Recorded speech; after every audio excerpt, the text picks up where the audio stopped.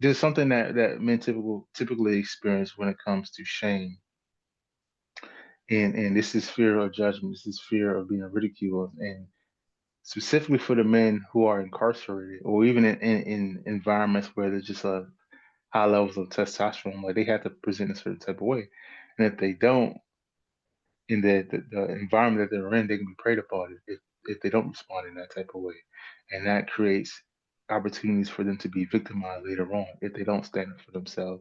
If they feel disrespected, then they have to handle it in this type of way. And if they don't handle it in that type of way specifically, then that shows everyone else, well, you can disrespect this person, get away with it. So now I'm going to take from it.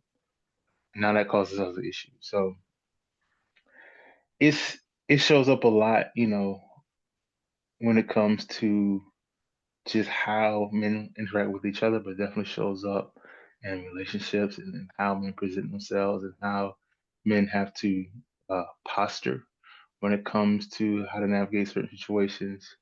The hidden wound, it isn't always shame, but men typically don't like to talk about certain things. And I've gotten to a point where I can listen to someone speak and I can pull out where the shame is present and then work backwards to figure out, okay, what's really going on with this.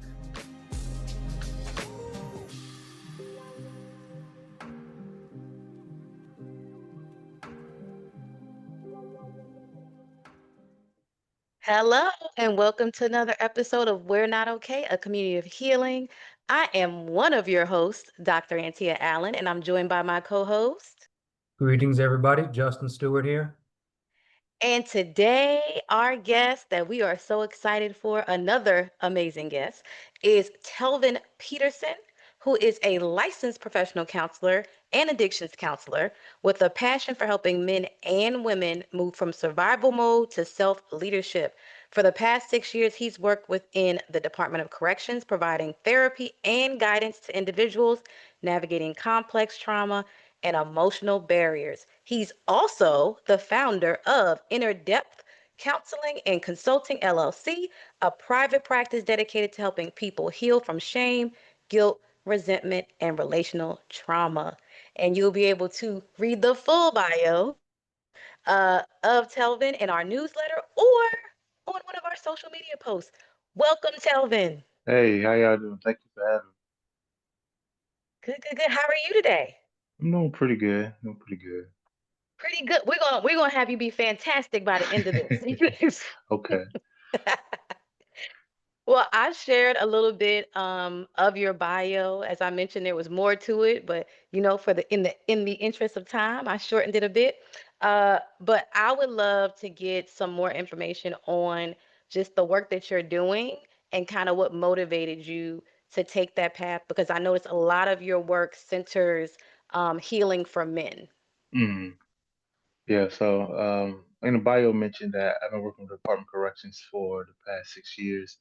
It'll be seven in January. What kind of led me down this path is somewhere down the road, I said to myself that I wanted to be the be the role model to a lot of young people that didn't really have that role model throughout high school. During that time, I think I really wanted to get into like engineering. So eventually, I went to school for engineering. Quickly found out that was not my lane. I enjoyed math, but I didn't really. I liked math until I got to college. I just put it like that. Um, but I've always been around kids, so I thought to myself, okay, I want to be involved with kids in some way. I want to be helpful. And where I came from, most of the people that I know, they end up doing drugs, selling drugs, going to prison, dying, whatever the case may be. And the only thing that I had that really took me away from that type of path, was sports. And that being a part of a team kind of taught me what a community is. And I said I want to figure out a way to really get that back. And I just came up with this idea. Okay, I know I want children. Maybe I didn't know what social work was at the time. But I say, I really enjoy learning about people. So somewhere down the line, I finished my bachelor's degree in sociology with a minor in Africana studies. And Just applying here, applying there. All the jobs I really wanted to do required a master's degree. I said, okay, what really makes sense? So I just made a decision to go back to school. I went back to school to become a licensed professional counselor. Um, and I think along that time, like I've experienced different things in my life, like witnessing family members who struggle with substance use. I've seen it within the community I was a part of.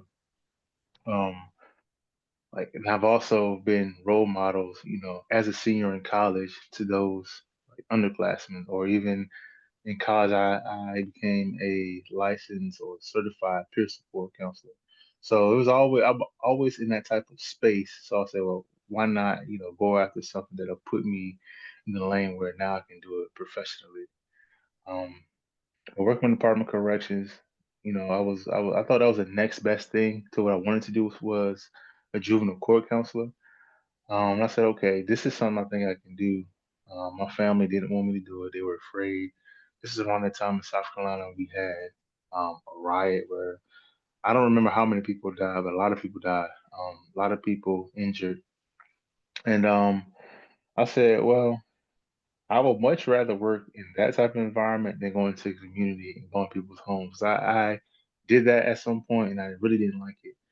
I said, well, I think I can make a much greater impact in people's lives in that type of environment. And I've been doing that for almost 7 years now, and I really enjoy it. So over the past, I say 2 or 3 years, I really been thinking about doing it in the community. So sometime earlier this year, I finally made up my mind and said, okay, I enjoy this. This is what I do. This is I like my bread and butter. So how can I do this in the community? So I just started putting things together because I'm already doing the work. I'm doing it within the prison system, but I wanted to take it outside and start doing work with the community.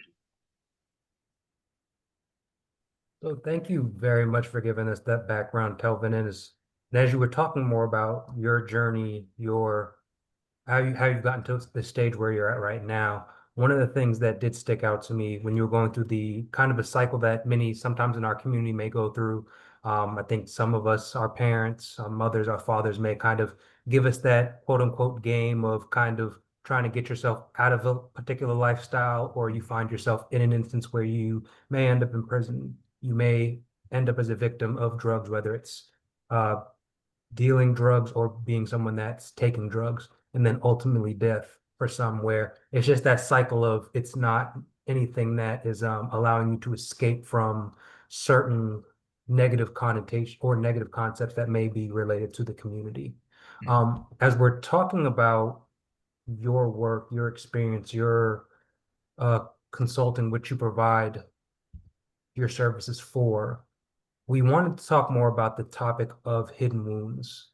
Within your bio, from what I was seeing in psychology today, you talk a lot about shame, as Antija mentioned, about relational trauma, about imposter syndrome. And I know specifically for imposter syndrome, and again, tying it to hidden wounds, it's those things that you're not necessarily able to bring to the forefront. So you kind of mask behind all these other Yeah. things, or you portray yourself in a way just because you have this fear, whether it's externally or internally, of your perception.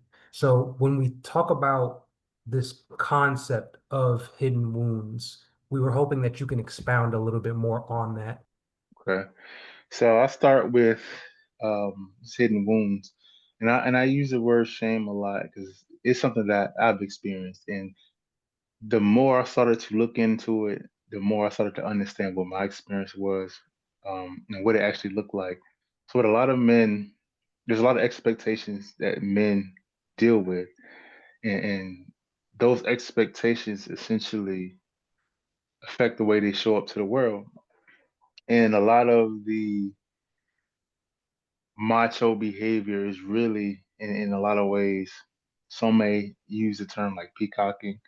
But a lot of times men are dealing with a host of emotions, but the only way society says it's accepted or acceptable is to express it through aggression.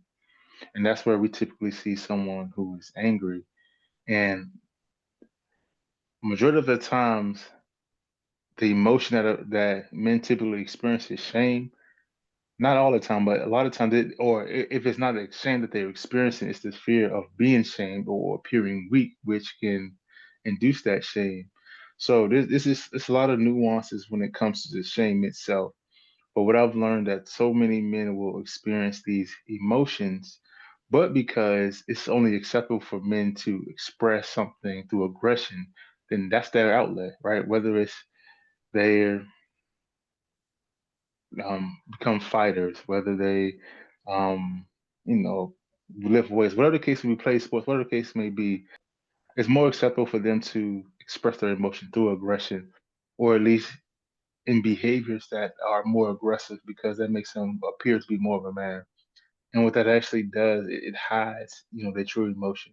I tell people all the time, anger is a secondary emotion because it isn't that anger, it isn't that frustration.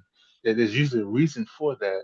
And a lot of times we tend to use that as an outlet rather than deal with whatever is actually going on. Um, I I made a post not too long ago about shame, anger, and what that actually is.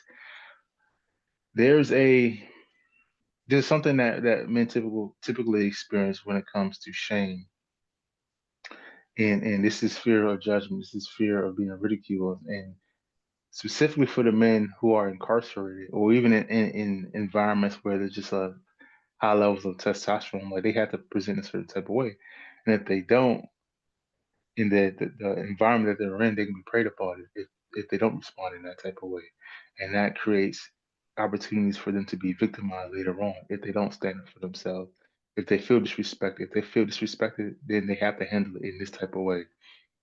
And if they don't handle it in that type of way specifically, then that shows everyone else, well, you can disrespect this person, get away with it. So now I'm going to take from it. And now that causes other issues. So it shows up a lot, when it comes to just how men interact with each other, but definitely shows up in relationships and how men present themselves and how men have to posture when it comes to how to navigate certain situations. The hidden wound, it isn't always shame, but men typically don't like to talk about certain things.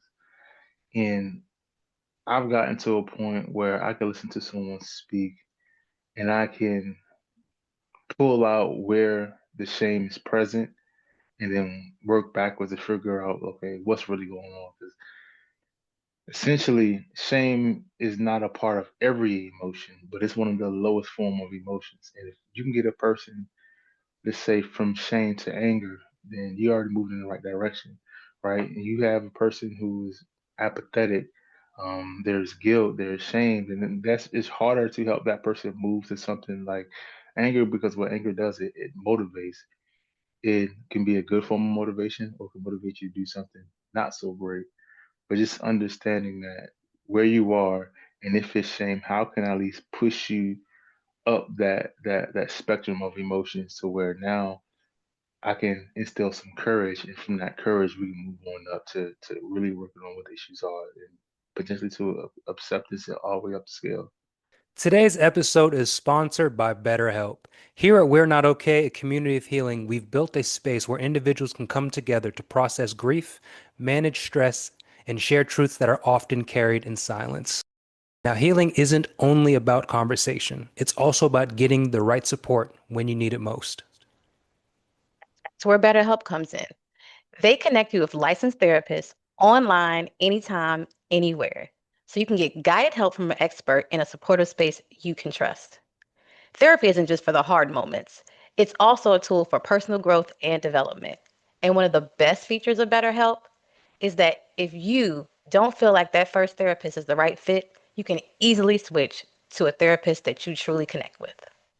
With over 7,000 reviews and a 4.5-star rating on Trustpilot, BetterHelp is a platform that you can rely on. It's something that you can trust. So visit betterhelp.com/the not okay pod. Again, but it's going to be down here too. betterhelp.com/the not okay pod. And with that, you'll get 10% off your first month of therapy. Because just like this community, you don't have to work through life's challenges alone. Um, when you speak about that, it makes me think of the conundrum of emotions, and if we're specifically talking about for Black males. The conundrum in the fact that, and now if we actually correlate it to being in prison, of you have to posture, you have to kind of put forth this bravado, because I think instinctually, I'll say humans in general are territorial. Mm-hmm. But I will also say in those types of settings where you showing anything outside of strength can lead to your downfall, if we're specifically talking about in the prison system. But when it talks about the conversation of rehabilitation, this is the part where the conundrum comes, because there is pain, there is shame, there are instances that are there where your mind doesn't allow you to kind of compute the fact that this is what I'm going through is something that's hurting me, because it goes against what I'm told to actually project. Mm-hmm. But by actually acknowledging it, does that also make me feel as a weaker person? So you also mentioned the term of expectations, and I think within the setting, within the prison, or even thinking about it within the household, when you have the man, and we talked about gender roles in a previous episode, and we also had a conversation earlier, kind of deconstructing the idea of Black male masculinity. Um, when it comes to having this expectation, do you feel that for Black men, the expectation to power through instead of actually instead of actually acknowledging this pain or this shame or these hidden wounds or whatever we want to call it, um, is it an instance that is more harmful than helpful because of the fact that you're a man, whether you're speaking to someone that is in your family or whether you're speaking to someone you're in the system, it's the expectation of, because you're a man, if it's anything but strength, you're weak and you can't be weak. So whatever weak feelings you have, you need to compartmentalize, throw it away, do whatever you need to do. But that doesn't allow that same individual to heal. So I said a lot. Pick from that what you may. But what's Okay. your opinion when it comes to not allowing men to really acknowledge this pain or this trauma or this shame that they're dealing with?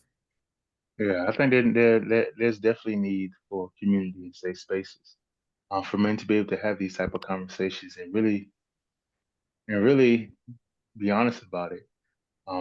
I've worked with people in Department Corrections who have done some pretty bad things, and some of the toughest guys who present the toughest guys you may know, who may just struggle with admitting things that they're shameful of, or not being afraid to open up about the things that they have been holding back. Some of these men cry and open up. Some of these men are very, very resistant. Um, but once you build rapport with them, you truly get to understand why they think and behave in the ways that they do. A lot of it, especially in the prison system, is survival. But think about the conditions of what some people live in and how that also is survival.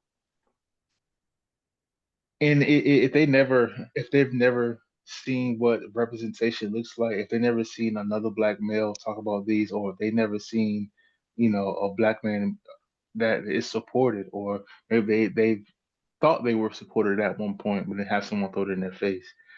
There's just it's very nuanced. But what I've seen in my groups is that one side begins to open up, one side build rapport, and once one person opens up about certain things, sometimes it requires a little bit of self-disclosure. But as you get to the point where people seeing that, okay, you and I are relatable, we may not have the same experiences, but I can understand the place of which you're coming from. I may not have experienced the same things you experienced, but I can at least intellectualize that, and that kind of opens that space for men to really come up and really talk about these things.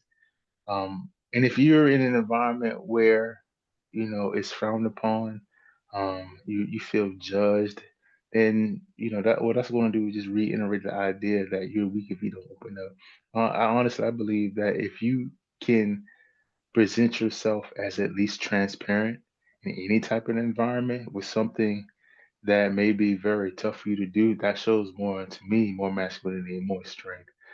And once someone sees that, oh, this person, he's X, Y, and Z, but he was able to be transparent with us and shares things about himself that probably I'm not confident enough to share. But if he can do that, I think I can try it too.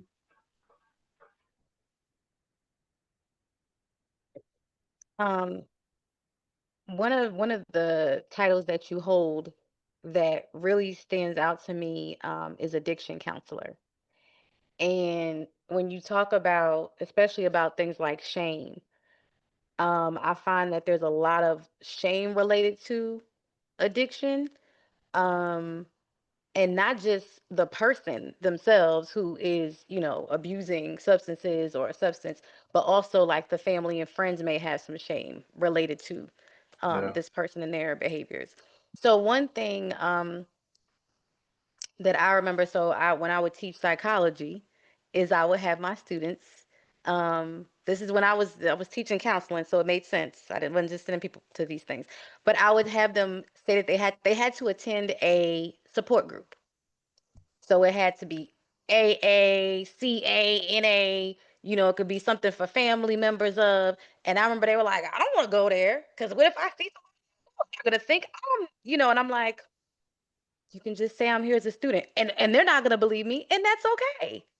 But you were there to just observe and see what it's like. And I had that same assignment when I was in graduate school. And I remember I felt the same way. I was like, there's no way I ended up going to I think it was a Cocaine Anonymous meeting. I was like, this going there and somebody's going to see me and say, oh, I knew, okay, that's what's going on with her.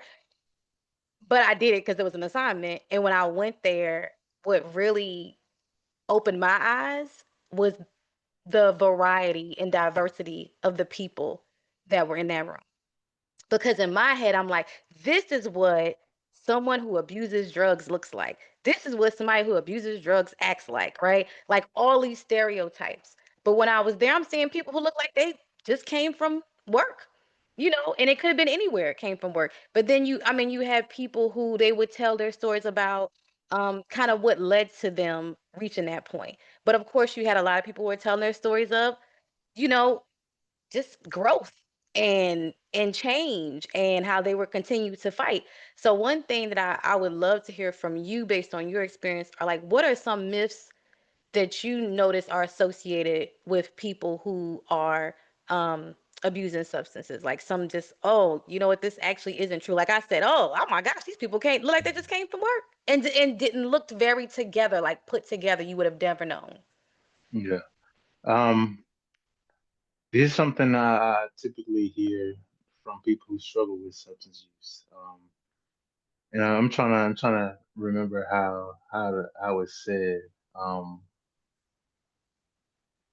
but basically, it's about. I often hear that if someone wanted to stop, they could just stop. They could just make a choice. But it's bigger than that. Especially once a person becomes dependent, and once a person becomes dependent, that's more biological at that point. And there's certain factors that you just can't you're really going to struggle to deal with because your body then becomes dependent on that to where some situations you can die, some situations you can become really, really sick if you don't continue to use. And that's like the endless cycle for some people, especially for those with alcohol use and opiate use. Those can be really, really, really painful and sometimes they can cause death. And I don't think a lot of people understand that. There's a lot of shame and embarrassment when it comes to that as the person who has become dependent and with the family. And a lot of times, family experience that secondary shame or secondary trauma as well. I remember my stepdad came to pick me up one day, and he had been drinking. I'm like, you drinking and driving, and then you gonna come to this place and pick me up? Like I can smell the alcohol on your breath, and like I talked to my roommate about it. He was like, oh, he was drunk. I was like, yeah, but just thinking about that and how you know that shame affected the way I looked at him and how I didn't want him to be around certain things. So I can imagine how family could respond to someone in their family when it comes to, being judged about what they do or maybe that person is while they're under the influence, they're not making really healthy choices. But then I also hear people who really feel a lot of shame and guilt because they felt like they chose their family over their addiction. And I get that. I get why they believe that, and I get how the families feel about it. but I also believe that people do what they feel like is in their best interest. So I try not to hold everyone to like the same standard, and also understanding that we are people. That's just how we're wired, right? We're gonna do whatever's in our best interest. If it doesn't benefit us, most people will not do it anyway. And but it's as far as the myth, I think that's the biggest myth that people can just stop if they want to. They made up their mind. It's not that easy. Not that easy. Absolutely. I think that is one of the biggest issues, especially for family to accept, right? It's just like, how do you just could you just continue this when you know that it's hurting you, when you know that it's killing you, when you know that you're losing work, money, relationships. But again, it's just if it was that easy, then Yeah, obviously people would just do it, right? yeah. Um, And I go. want to also say that a lot of times it's oftentimes not the I guess the mesh of treatment when it comes to someone with an addiction and someone with a mental health disorder. A lot of times there's usually not one without the other, especially if there's an addiction issue there. There's usually a reason that led this person to drink, and the drinking had become a way of them coping. And a lot of times the treatment is separate, and I get there is a difference, and I understand a lot of therapists do not deal with addictions, but this is something that needs to be, hand to hand, because you can't tackle one without the other. Because if you give them the education on the substance use and help them identify their triggers to drink, but what about these other things, right? So how do you address that without doing things like motivational interviewing, not checking forward to seeing where they're at in the stages of change, and not offering them, let's say, maybe DBT or CBT, whatever may fit. And if you never address those traumas or those triggers, all they doing is have this information and do nothing with it. You you mentioned a few different types of treatment.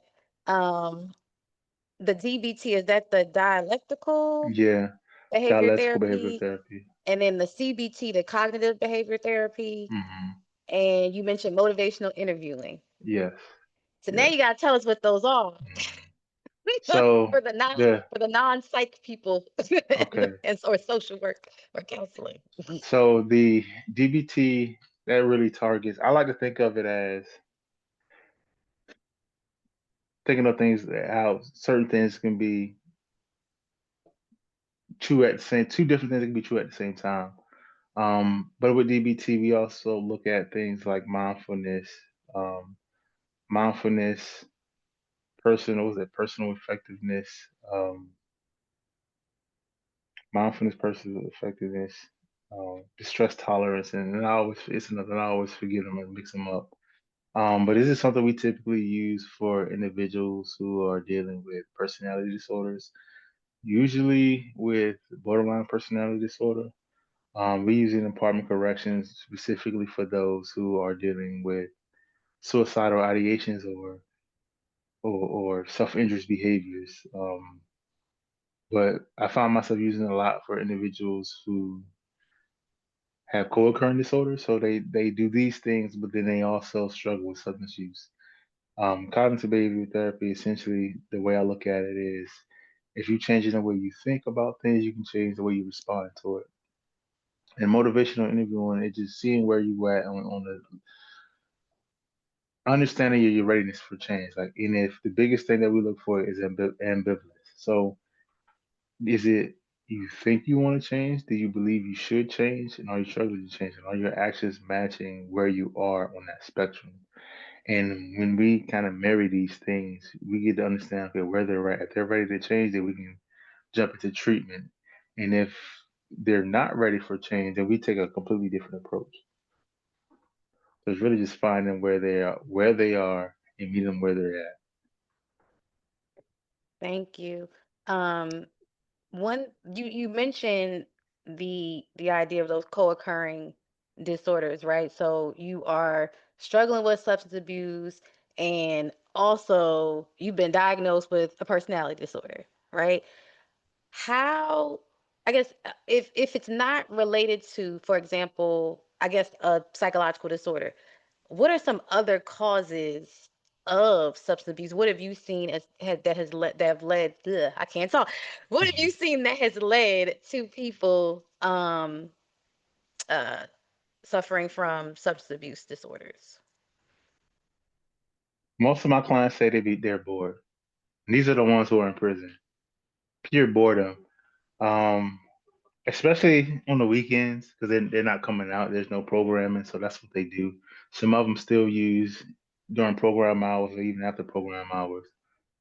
A lot of them say they're bored. A lot of them really like if we're not 9 times out of 10 there's some level of some maybe it's a psychotic disorder, maybe it's personality, maybe it's mood, but it's usually something that's going on and they try to use drugs as a way to escape. Then there's some who, I mean, essentially it's the same.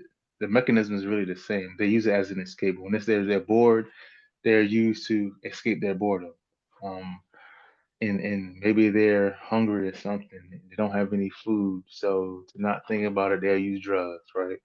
So there's just a lot of different things that kind of goes into it. Like some people, they may be lonely. Some people, they maybe use it because they can't go to sleep. Some people, they may be a little bit angry and wanna quote unquote something to take the edge off, right? So there's all these different things that contribute to why a person may use, even if it's not something that they use specifically to deal with, let's say, like depression or something like that.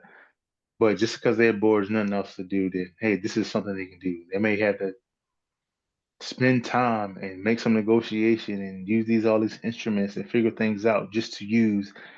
And for some people, that's how they start their day, unfortunately. And in prison, you have a lot of time with no programming going on. There's only so much books you can read, so many laps you can, do in your cell. And sometimes just getting drugs is a matter of them yelling down 10 doors down to communicate with somebody you know, and calling family, try to pay this person, pay that person, then somebody sending them the drugs through envelope or something like that. Um, it's different back there, I'll say that, but for some people, it can take a lot of time to get it, and just to get a fix that'll last, depending on what they're using, that lasts maybe 5, 10 minutes, and then they're on to the next thing. I'm gonna ask you this last. I feel like I'm just going in on this. Okay, I'm gonna ask you this last thing about it. It came up based on what you just shared. In your experience doing the work that you do currently, how effective have you seen this treatment be? Um, Especially in those cases where really it's I'm doing this because I'm bored. Things have to run like a well-oiled machine to really be as effective as it can be. But working in a prison, we're up against a lot. That's from contraband being brought in, whether that's cell phones, whether it's through the officers, nurses, staff members, or drones that come in. Um, we're navigating a lot, and it's like drugs even come in through the mail. There is a drug called K2 that you spray on paper, and you just break off a small sheet of paper. Like this right here, maybe like 100 it costs a lot of money for a paper this size because people can just rip it off and smoke it. And a lot of times these things come in from legal mail and someone can make up fake whatever and send it in and get through things in like that way. It's become a lot easier for them to bring things in or get things and get drugs and it just run amok. Um, and it's I think what's different from this type of environment from let's say um, an environment where another structured environment is that it happens inside of a prison, so it's a lot of safety issues. So something can happen at any time that can interrupt group, it can interrupt the session. A person becomes irate, a person is high. There's certain things you have to do. Someone overdoses. There's a certain protocol. There could be two people who are actively using and one is just acting hallucinating and it's obvious that he's hallucinating. He's like scaring people. He's like yelling top of his lungs, something like that. Where someone else could be vomiting, another person just passed out, right? And we have Narcans in the prison system, but sometimes you have to continue to hit a person with Narcan. Sometimes you have to send a person out by helicopter sometimes to the drug use. So things like that can hurt treatment. You also have to have the buy-in from security staff, and the security staff have to understand that, at least in the program where I work, that in order for these guys to get the appropriate treatment, that we need you there. We need people, we need staff, and we need you to understand the language to use. Because if you're saying, if you're calling everybody, drug heads, crack heads, or whatever derogatory term you may hear, then that does a lot of damage to them, and that just reinforces that shame I was talking about. Because some of these guys may have heard that from their families, and they may have not got the love from their families, and that could contribute to some behaviors that we may see, whether it's the drug use or it's that aggressive behavior, and just the revolt against security staff in general. But there's a lot that kind of boils down to it being effective and why it can't be effective. But I've seen where it's been really effective when we had buy-in from the inmates, because we operate as a therapeutic community. And I've seen where we had security officers try to sabotage, we had other inmates try to sabotage, and there's situations where we feel like we're on the island, it's all to ourselves. And at some point, unfortunately, some people just say, you know what, I give up. And I'm just referring to staff, but I can imagine how many times the offenders say, I give up.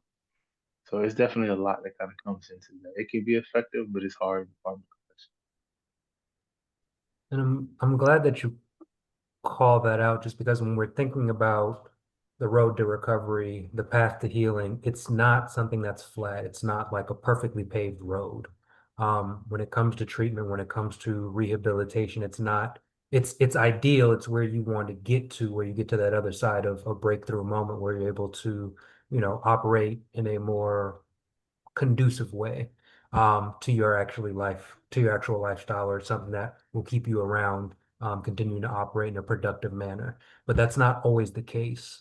And sometimes if we're talking specifically about the prison system, I kind of always I sometimes equate it to those that may go out to war and then they come back with PTSD, in which the war is over from the way that we see it, but within their minds, the war may still be going on and they're dealing with that PTSD. So I think in the same way, for those that are incarcerated, have been incarcerated, have dealt with what they've dealt with, and then come out, sometimes the mind is still kind of in that state of being locked in. So I'm curious for your clients, the concept of survival mode patterns, or the thought of survival mode patterns. Like, I would say for myself, I don't know where I get it from, but it may be an instance where I never sit with my back to a door. Where it comes from, no idea. But will I ever do it? No. I'm in a restaurant, I always have to see the exit sign. Um, but for the clients that you have, for those that have gone through the treatment, are now outside of the prison walls, when it comes to these survival mode patterns, from your experience, what are signs that someone may still be operating in survival mode, even though they've gone through treatment, they've succeeded, we'll say, succeeded through the program, and are now living an outside life? How would you define, or what would be some signs that say that someone's still operating in that aspect of I have to survive versus I can now be out in life and thrive? Yeah. Well, sometimes it's actually hard to detect. Some people just get so used to doing something that it becomes second nature, and we just tend to just rationalize it, like, okay, why wouldn't I do this? And that's kind of how their mind works. And I'll give you some things that you can tell that when you're in survival mode, and that's typically whenever you have a physiological response to something that doesn't necessarily make sense to you. Because you can literally be driving in traffic and your light is green and you're about to enter an intersection, but you pause, or you break in the middle of traffic because you think something's going on. Because what happens is Your brain, it really doesn't know the difference between you just thinking about something happening and it actually happened. Your body's going to respond to this and respond to it in the same way. There's a point, there's like a threshold between your instinctive responses and to where it's a point between in your impulsive responses and where you can say, hold up. Um, and that's at that is that's at that point you can really acknowledge, okay, this thing is not happening. There's nothing to be anxious about. I can pull back. Because a lot of times what happen, it'll happen so fast you won't even recognize it. Um, if you've ever find yourself in a situation where someone says like, "We want to talk," or "I want to talk," "We need to talk," and you find yourself getting anxious, you're probably in survival mode. It could be something like some people have some trauma around money, and whenever, let's say it's trauma around money and it's dealing with family, and whenever the family asks you, can I borrow some money, or can you help me with this? Can you help me with that? Chances are, if you feel yourself becoming anxious about that, that's an indication that there is some form of, or you are in survival mode about something related to whatever scenario that is. And sometimes that can be really hard to recognize. Even when it comes to something like feeling like you can't rest, like chances are you're in survival mode because people who feel like they can't rest, they they're always on go. That's an indication that this person is in survival mode, but it may present itself as, oh, I'm a very productive person, not rather, and not someone who is anxious because if they don't show up in this way, then I will be judged or I may fail because I'm taking a break or whatever the case may be. But like I said, it's really hard to see what that looks like. But I think the easiest thing to recognize is whenever you notice a person always become defensive about a simple question, chances are they are in survival mode, have a tendency to jump in and out of survival mode. And that's something worth exploring. It may not be an easy conversation to have, especially if they have a tendency to go in and out of survival mode, but that could be an indication right there. They're always defensive about things, or they become defensive about things that you would think they wouldn't quite frequently. And after this item, I'll pass it back over to Antia, but I think when we operate in those survival mode, when we have these survival mode patterns, I think the concern, whether it's something minor as being in traffic or something, it trickles up when we're talking about financials or even talking about those that are in prison. Um, that potential relapse can find you in situations where you do go back into your old habits. So outside of, I was hoping, Telvin, maybe there's one item, just one thing we'll name for to just for the sake of time, that once you're aware of the trigger, just because sometimes you have that statement of are you healed or have you just not been exposed to the trigger again? So when a person has become aware of the fact that, oh, I'm familiar with this, what is one thing that you would probably suggest that they do if they're able to acknowledge it? For those that Mm. are, yeah, able to acknowledge it, what's one thing that you think that would be helpful for those people? Sit with it. You really have to sit with it because what you want to do is understand it. It doesn't have to make complete sense to you, but you sit with it. You don't judge it. You just let it be. And through that process, you'll learn to let it go. Because once you sit with it, you let it be. You let whatever emotions come out, whatever thoughts come out, you let it, and you kind of just ride the wave. You find yourself being triggered, and you notice there's a lot of intensity associated with whatever that thought or emotion is. Just ride the wave. Don't go up or don't go down. Just allow yourself to experience it. What's going to happen is it's going to eventually level out, right? It's going to lose some intensity. Our emotions and things like that, they're ebbs and flows. Once you allow yourself to feel it and feel it in its totality, it'll come, making sense of it will come natural, essentially. Um, and then from there, I tell people to journal about it because when you journal about it, you can always go back to it. When you go back to it, each and every time you go back to it, you'll have a different level of understanding. And that'll really help you get to a place where you say, okay, this time, this is what my experience was, and this is what was going on. Okay, but this time I had the same experience, but what was going on last time and go on this time. So it has to be something else. So what could it be, right? And you start exploring. You start asking yourself why and why and why and why. And eventually, you'll come down to an answer that really starts to make sense. And then from there, you allow that same emotion to come up again when it comes up. And then you'll start to have a track record of an understanding of your emotions. And then once you learn how to accept it, then it doesn't affect you the same way anymore. You just acknowledge it is, and then you just go about your day. Um, Earlier you mentioned how when the men are in these groups and they're hearing each other share and how that impacts someone else's ability to share or their comfort level, right, when it comes to sharing. Um, and just honestly, I think I just see the power of just being in community with others, right, when it comes to healing. So one of your newest programs that I saw was the Unseen Man: From Trauma to Truth, a 10-week virtual men's group designed to help men break free from silence, reclaim emotional safety, and redefine what strength really means. And it kind of just goes back to the idea of healing, the power of kind of healing in community with others.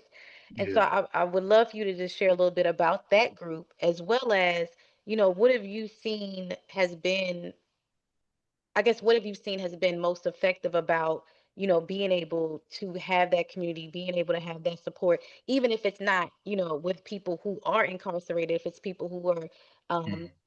on the outside. I don't know how else to describe it, but. Yeah, yeah. So this program is a 10-week program that's designed to help men do the very things that we were talking about today. This is something I haven't really seen any groups in the state of South Carolina specifically like that. But my idea was essentially bring what I do in the prison system into the community. And I do understand that sometimes it takes a community to heal. Because a lot of times communities experience trauma and they deal with it by themselves. It's like one community can it could be a death in the family or a death in the community, and everyone is grieving, but everyone handles it different. They don't come together in the same ways that you know the small group of people may come together and handle things. Everyone has their own way of handling it. Sometimes people don't like to talk about it. I know that I see a lot of time in therapy that things happen, especially in black families, that's not discussed because there's a lot of shame associated with what happened in that situation. So it's never supposed to leave the family, or never supposed to leave the household. So a lot of people carry that shame, that guilt, that embarrassment, that trauma, that pain with them for a long time because it's always told not to talk about it. And just having the sense of community creates opportunity for other people to share their stories, to feel heard and feel validated. A lot of times people may say something, especially in black families, where it may be like, "Oh, this never happened." They telling their family this happened, but their family don't want to believe it or they don't validate them. So then they put them at a place where they feel kind of gaslit and may not want to open up about anything. But the community is definitely big. Like I said, I've had guys who has done some terrible things really open up and be honest about their own experiences. And what I learned is that a lot of these guys held a lot of resentment and anger and frustration because of something that happened to them in the past. And because of all that anger and frustration, they take that out on the world essentially. And that shapes their idea about the world because how it's their experiences that shape how they see the world and how they respond to it. And a lot of these guys just haven't been dealt good cards or just terrible things that happen to them. Right. So their idea about how the world is essentially skewed because of their experience and that's how they show up. Thank you very much for sharing that. And thank you very much, Telvin, for sharing everything that you've provided for us today.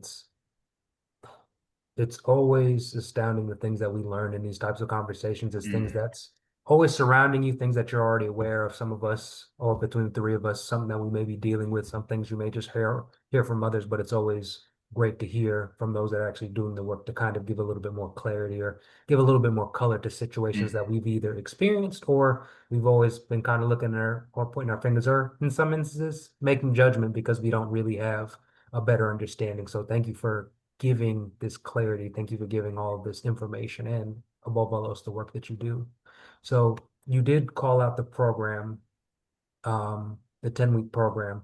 But for those that are checking for other things that you may have going on, um, is there any other are there any other current projects or are there anything that's upcoming that for those that are trying to connect with you that will be the best place for them to look or pay attention to? Okay. I have a Psychology Today profile. You can search Telvin Peterson, or you can search therapist in the state of South Carolina on Psychology Today. You'll find me. If you search Telvin Peterson, you'll find me. And I do couples therapy, do individual therapy. Um, as far as projects, I've been working on a few projects. I've just been so busy, kind of putting things off. But I started writing a memoir last year. That's pretty much done, but I kind of made up my mind that I was going to keep adding to it. I had another book project before that, actually on imposter syndrome. And then a year before that, I was I started the process of another book project specifically for Black professionals and their experience with mental health. These are all books I want to eventually finish and publish. Those things I kind of put aside for right now 'cause I just have a lot going on, but definitely want to get back into the flow of things with that. Um, the 10-week program, at some point, I want to transition to uh, some coaching, and that kind of broadens my horizon, and I have less limitations when it comes to licensing, and I can reach people outside of the state of South Carolina. But there's always a lot going on with me. I'm trying to get a lot done. There's not enough time in the day. I'm also trying to find work-life balance because not only do I work in the Department of Corrections, I run my own private practice. So it's a lot. I wear a lot of hats. Um, but those are the things that's upcoming. And if as far as whether you can find me on LinkedIn, searching Telvin Peterson. You can also find me on Psychology Today. We will also make sure, for those that are listening, to give you access to all that stuff in the show notes, just in case you missed anything. But there's always a rewind button too. As we come to a conclusion, Telvin, again, as you stated, great discussion, great Thank conversation. So many things that I was unaware of that I'm happy that I'm more educated or less ignorant about. Still more things for me to learn, but great starting point. Um, from all that you have going on, well, congratulations. Even though the books aren't finished, congratulations anyway for Thank the path that you made to this point. you. Um, through your work, through everything that you're doing, you're always finding ways to give to others, for them to pour back into you, to express what they need to express. Well, we think what's most important for us within our community of healing is what you pour back into yourself. So in our ultimate question, our finale, our season finale, we always like to ask our guests. So of course we would like to ask you, Telvin, what are the moments for you that bring you the most joy? Seeing hard work pay off. This like I'll use an example for a client. I had a client who had really been struggling with. Well, he appeared to have everything all together, but I knew something was kind of off. And then one day I went to give him something, and I saw he was under the influence, and he was about to go home, but because I had to make a decision: do I write him up or do I not say anything? And if I didn't say anything, he would go home like he didn't use, and he wouldn't be held accountable. But if I held him accountable, he would get a setback. He had to spend more time and get himself together. Well, I wrote him up, and I was really kind of dealing with that. But after it was all said and done, he thanked me and expressed his appreciation for writing him up.